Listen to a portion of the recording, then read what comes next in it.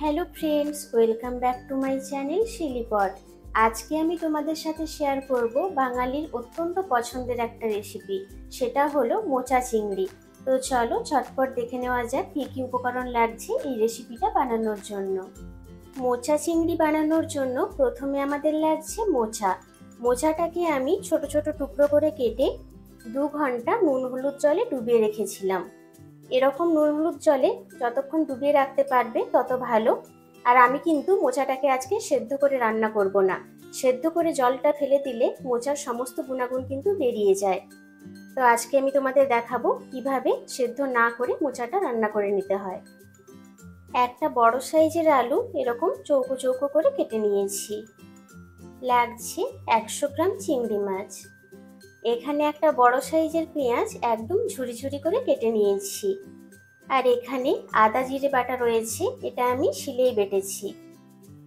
কিছুটা চিনে বাদাম আমি শুকনো খোলায় ভেজে নিয়েছি। বাদামগুলো ভেজে খোসা ছাড়িয়ে রেখেছি। এটা আমি হামানদিস্তার মধ্যে রেখেছি, কারণ এতে আমি বাদামগুলো একদম গুঁড়ো গুঁড়ো করে নেব। লাগছে কিছু গোটা মশলা। নিয়েছি 1 টুকরো দারচিনি, 3টে ছোট এলাচ আর একটা লবঙ্গ, 2টো তেজপাতা আর 2টো শুকনো লঙ্কা। লাগছে পরিমাণ মতো লবণ, হলুদ, চিনি আর লাগছে সর্ষের তেল।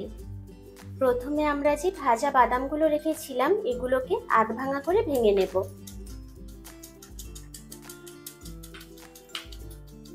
বাদামগুলোকে এভাবে আধ ভাঙা করে নিয়েছি। এবার রান্নায় চলে যাব। প্রথমে আমরা চিংড়ি মাছগুলো ভেজে নেব। তার জন্য কড়াইতে দিয়ে দিচ্ছি সর্ষের তেল। তেলটাকে খুব ভালো করে গরম করে নেব। তেলটা খুব ভালো করে গরম করে নিয়েছি। এবার চিংড়ি মাছগুলো দিয়ে দেব।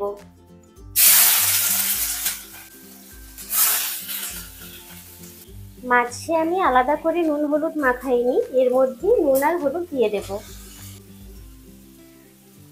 চিংড়ি মাছগুলোকে লাল লাল করে ভেজে নেব।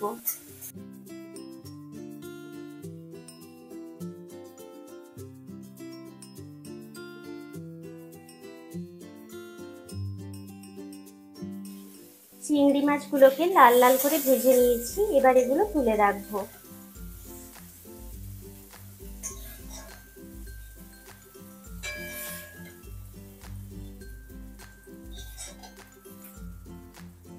আবারও কড়াইতে দিয়ে দেব পরিমাণ মতো সর্ষের তেল। তেলটাকে একটু গরম করে নেব। তেলটা গরম হয়ে গেছে। তেলের মধ্যে প্রথমে দিয়ে দেব 2টো শুকনো লঙ্কা। লঙ্কাগুলোকে একটু ভেজে নেব।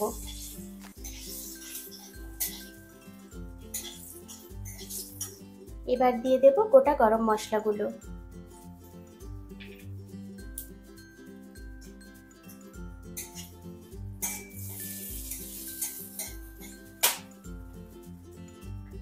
দিচ্ছি তেজপাতা।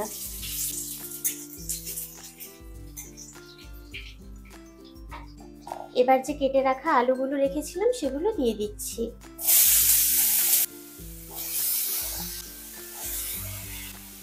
আলু দেওয়ার সাথে সাথে দিয়ে দিচ্ছি কুচিয়ে রাখা পেঁয়াজ। দিচ্ছি লবণ। সবকিছু একসাথে ভেজে নিচ্ছি।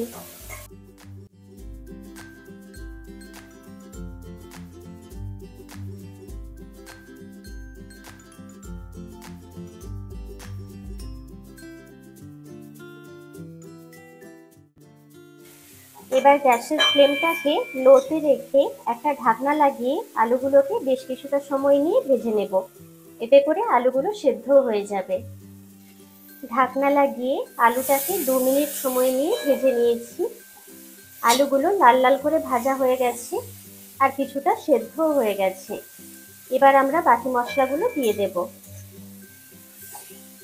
দিচ্ছি পরিমাণ মতো হলুদ গুঁড়ো। দিচ্ছি আদা জিরে বাটা। মশলাগুলোকে আলুর সাথে আরেকটু ভেজে নেব।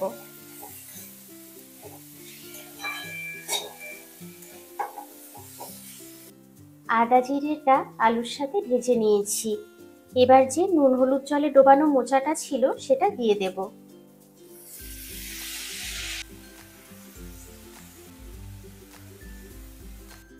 দিয়ে দেব চিনি। এবার গ্যাসের ফ্লেমটাকে লোতে রেখে মোচার সাথে বাকি মশলাগুলো খুব ভালো করে কষিয়ে নিতে হবে।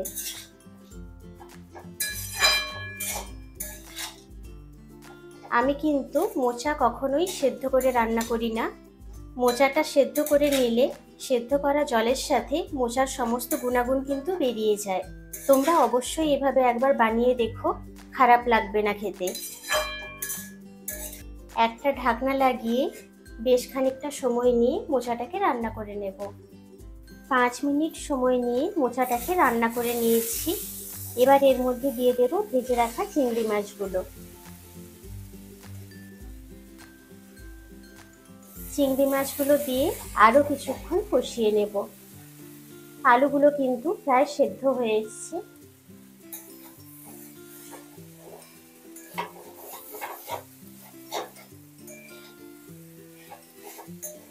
ঢাকনা লাগিয়ে আরও কিছুক্ষণ রান্না করে নেব। চিংড়ি মাছটা দিয়ে আরও 5 মিনিট রান্নাটা করে নিয়েছিলাম। এবার দিয়ে দেব খুবই সামান্য পরিমাণে একটু জল।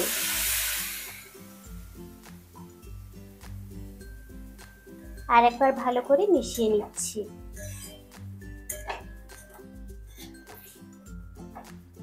জল দিয়ে ঢাকনা লাগিয়ে আরও কিছুক্ষণ রান্নাটা করে নেব। আর গ্যাসের ফ্লেমটাকে মিডিয়াম ফ্লেমে রেখে দেব। ঢাকনা লাগিয়ে 3 মিনিট রান্নাটা করে নিয়েছিলাম।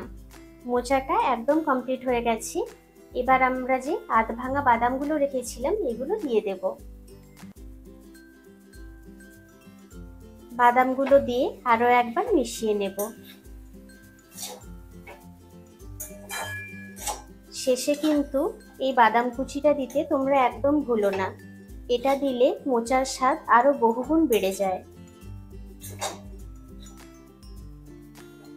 মোচাটা আমার একদম কমপ্লিট হয়ে গেছে। তোমরা চাইলে ওপর থেকে একটু ঘিও ছড়াতে পারো, আমি আর ঘিটা দিচ্ছি না। এবার গ্যাসের ফ্লেমটা অফ করে তারপর সার্ভ করে তোমাদের দেখাচ্ছি।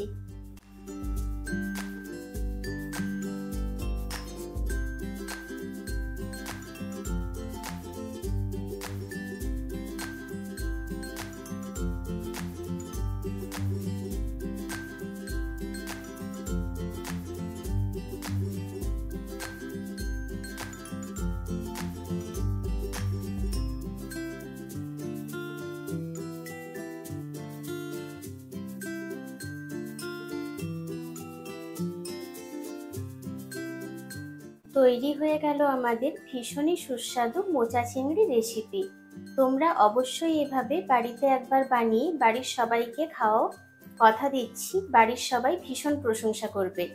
আজকের রেসিপিটা যদি তোমাদের ভালো লেগে থাকে তাহলে কিন্তু লাইক, শেয়ার আর কমেন্ট করতে একদম ভুলো না। চ্যানেলে নতুন হয়ে থাকলে চ্যানেলটাকে অবশ্যই সাবস্ক্রাইব করে দিও। পাশে থাকা বেল আইকনটা অবশ্যই প্রেস করো।